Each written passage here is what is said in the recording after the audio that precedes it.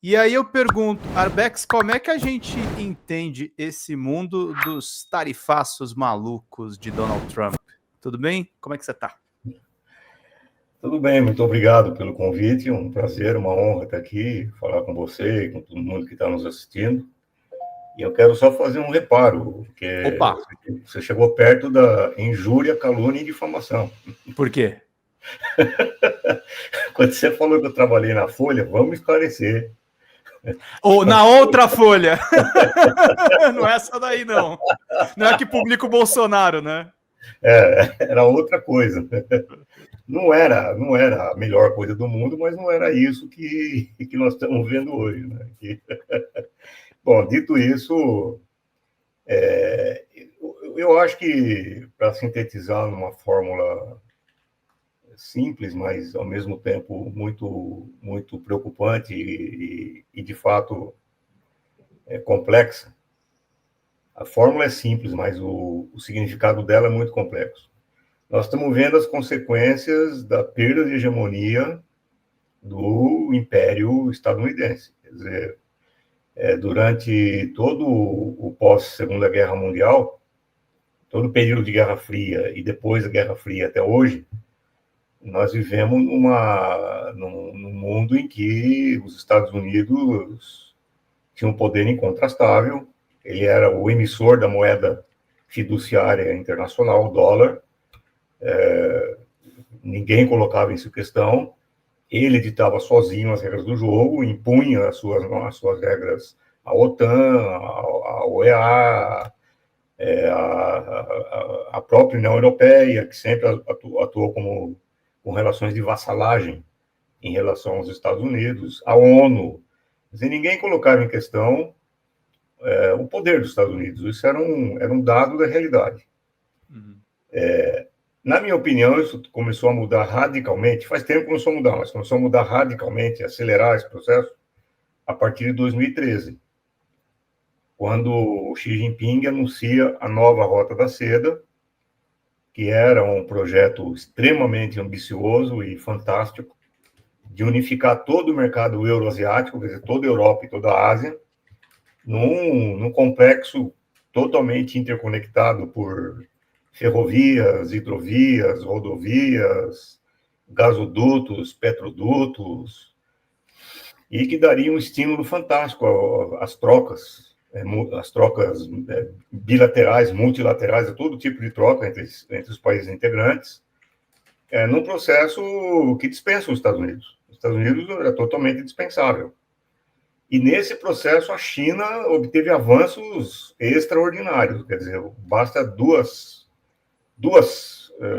cifras para a gente entender o que aconteceu. Dos 54 países da África, 53 hoje fazem parte da nova Rota da Seda. Só isso aí já dá uma dimensão do que significou. A nova Rota da Seda conta com a adesão de 20 países da América Latina, que sempre foi considerada a América Latina como o quintal dos Estados Unidos. Uhum. Então, isso daí mostra que a China ela foi comendo pelas bordas. Né?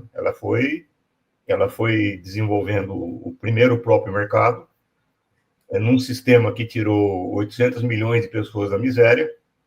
Eu repito, 800 milhões de pessoas. Uhum. Ô Pedro, outro dia eu li Quase 1 bilhão de pessoas, né? quase 1 bilhão de pessoas. Outro dia eu li uma estatística, eu achei que eu estava lendo errado, que tinha sido um erro de interpretação, que não podia ser, e eu fui atrás e cotejei com várias fontes. Nos últimos 10 anos, a China construiu 700 quilômetros de estrada por dia.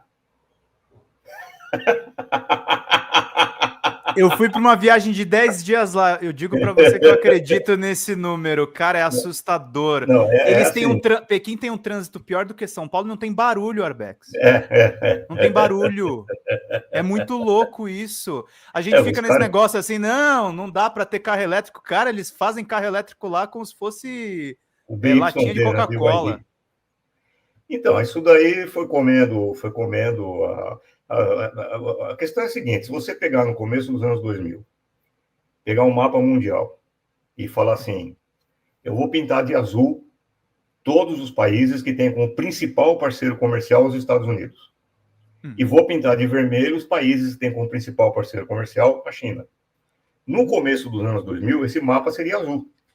Sim. Quer dizer, quase todos os países do mundo tinham como principal parceiro comercial os Estados Unidos.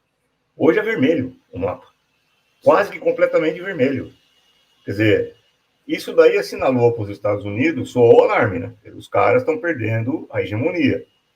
E pior ainda, com os BRICS e com o início de um processo em que eles vão substituindo o dólar como moeda fiduciária por outra moeda, ou seja, pelo renminbi, que é o yuan internacional, né? Ou seja, por uma cesta de moedas entre os países signatários de acordos, por quaisquer outros meios, o dólar está perdendo a sua primazia como a grande moeda fiduciária. O Trump disse há 2 anos atrás, a única frase com a qual eu concordo integralmente, sem fazer ressalva nenhuma, a única frase que ele disse que eu concordo, que é: se o dólar deixar de ser a moeda fiduciária internacional, isso equivale a perder uma guerra mundial. Fala pessoal da Folha Democrata, aqui é Pedro Zambarda, editor do canal, falar um pouquinho a respeito da necessidade de vocês financiarem a Folha Democrata. Gente, a Folha Democrata é financiada através de um Pix chamado Folha Democrata, é o endereço do Pix, né? folhademocrata@gmail.com. Nós precisamos do nosso jornalismo financiado por vocês que são do nosso público, porque nós passamos vários perrengues aqui com o YouTube, vocês sabem muito bem. E mesmo assim, graças a essa comunidade muito unida, a gente conseguiu fazer lives históricas, acompanhar praticamente ao vivo a campanha do Guilherme Boulos, trazer informações exclusivas a respeito de Gustavo Gayer, de Olavo de Carvalho, de todos os bolsonaristas, combater as fake news e tudo o que a gente acompanha. Por R$80 no nosso Pix você ganha um curso de roteiro para série, o que é muito importante se você é artista, roteirista, se você lida com essas práticas da economia criativa. Outra forma de você colaborar também é se tornando membro aqui do nosso canal.